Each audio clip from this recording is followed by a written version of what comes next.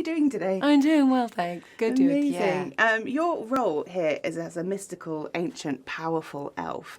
Was that an immediate yes when you got the script? I mean, it was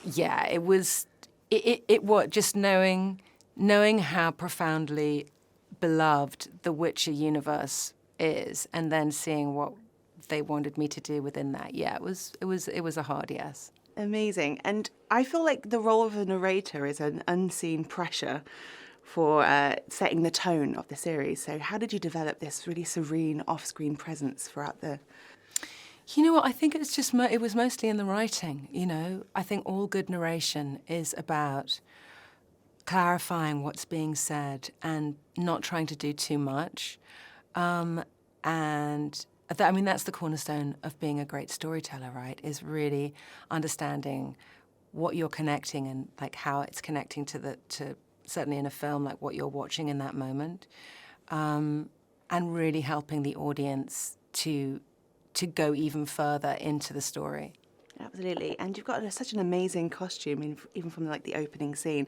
Does that really help you get into the role of like an elf? Like you put on the ears and you put on this amazing dress? Yeah, definitely. I mean, that's I would really say 90% of it.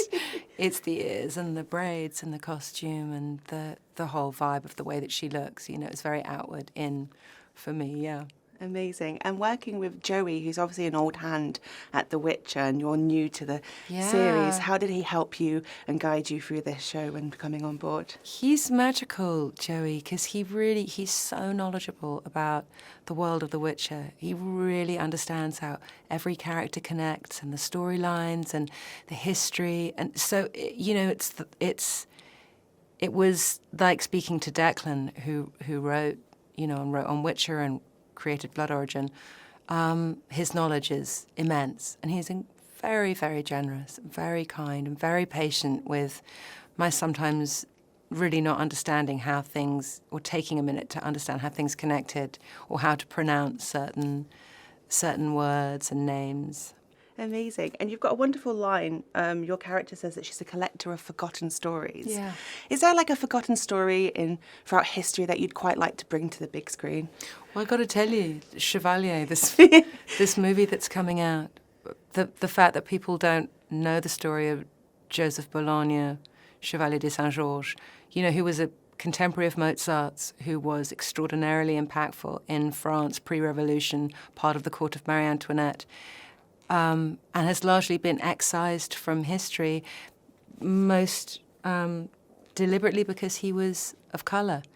And his story is immense and beautiful, and I'm just thrilled to be bringing that to the screen, even though I play a really awful villain in it.